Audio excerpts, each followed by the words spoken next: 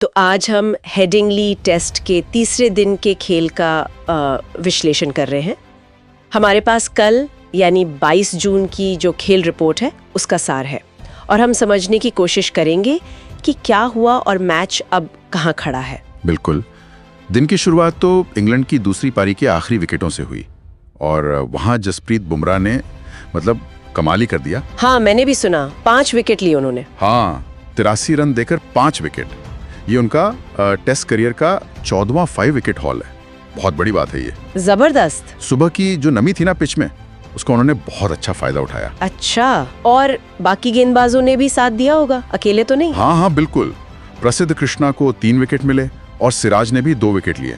मतलब सबने मिलकर इंग्लैंड को 465 पर रोक दिया। 465? ये तो काफी बड़ा स्कोर है वैसे। हाँ, स्कोर तो बड़ा था और सच कहें तो ऑली पोप का शतक 106 रन और हैरी ब्रुक की वो पारी 99 रन की। अरे हाँ, 99 पर आउट हो गए, वो शतक से चूक गए। बिल्कुल, उनकी वजह से इंग्लैंड जो है भारत के पहली पारी के स्कोर 471 के बहुत करीब पहुंच गया था।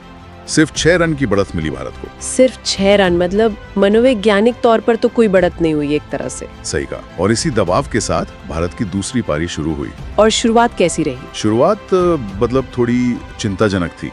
यशस्वी जायसवाल जल्दी आउट हो गए। ब्राइडन काज ने उन्हें सिर्फ 4 रन पर चलता किया। ओहो, तो फिर साई सुदर्शन आए।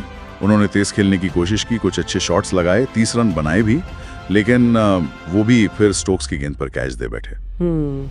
तो 2 विकेट जल्दी गिर गए। हाँ, ऐसा लगा कि शायद मुश्किल हो सकती है, लेकिन फिर केएल राहुल और कप्तान शुभमन गिल दोनों ने आकर पारी को संभाला। अच्छा। दिन का खेल जब रुका, बारिश की वजह से जल्दी खत्म हो गया खेल, तब भारत का स्कोर था 90 पर 2 विकेट। 90 पर 2, और राहुल और गिल क्रीज पर थे। हाँ, राहुल 47 पर नोट आउट थे।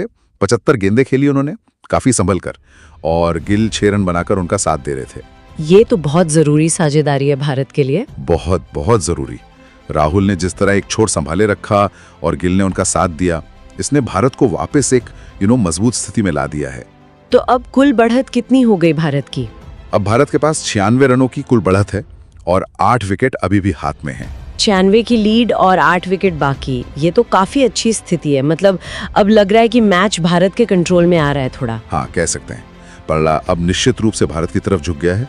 ये 96 रन और 8 विकेट चौथे दिन के लिए एक अच्छा मंच तैयार करते हैं।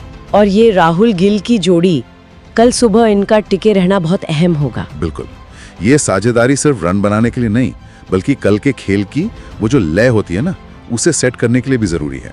और बारिश का भी जिक्र किया आपने, उसका क्या असर हो सकता है? हाँ, दिन का खेल बारिश ने ही रोका था, तो चौथे दिन भी मौसम पर नजर रखनी होगी। अगर बादल छाए रहे तो इंग्लैंड के गेंदबाजों को मदद मिल सकती है। ये भी एक फैक्टर रहेगा। तो एक बार जल्दी से स्कोर बता देते हैं।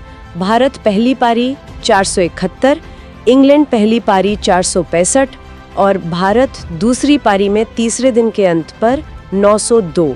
भारत 96 रन से आगे है। बिल्कुल। तो दिन के मुख्य बिंदु क्या रहे?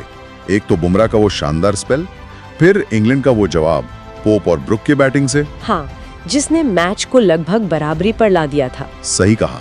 और फिर आखिर में भारत का संभल कर खेलना और दिन का अंत एक मजबूत स्थिति में करना। तो अब चौथे दिन के लिए क्या लगता है? भारत तो अच्छी पोजीशन में है। हाँ, भारत की स्थिति मजबूत है, लेकिन इंग्लैंड को पता है कि अगर वो सुबह कुछ जल्दी विकेट निकाल लेते हैं तो खेल फिर से खुल सकता है। और मौसम भी। हाँ, मौसम का रोल तो रहेगा ही। तो ये एक दिलचस्प सवाल सामने आता है कि भारत की रणनीति क्या होगी कल। उनके पास बढ़त है, विकेट हाथ में है। हाँ, यही देखने वाली बात होगी। क्या वो तेजी से रन बनाकर इंग्लैंड पर दबाव बढ़ाना चाहेंगे, मतलब एक बड़ी लीड लेकर पारी घोषित करने का सोचेंगे, या फिर मौसम को देखते हुए थोड़ा संभल कर खेलेंगे कि पहले अपनी स्थिति और पक्की कर ली जाए? ये एक बड़ा सवाल है। क्या आक्रामक खेलेंगे या रक्षात्मक, ये उनकी सोच पर निर्भर करेगा और यही कल के खेल को और रोमांचक बनाएगा। बिल्कुल। इसी सवाल के साथ आज के इस चर्चा को यहीं रोकते हैं।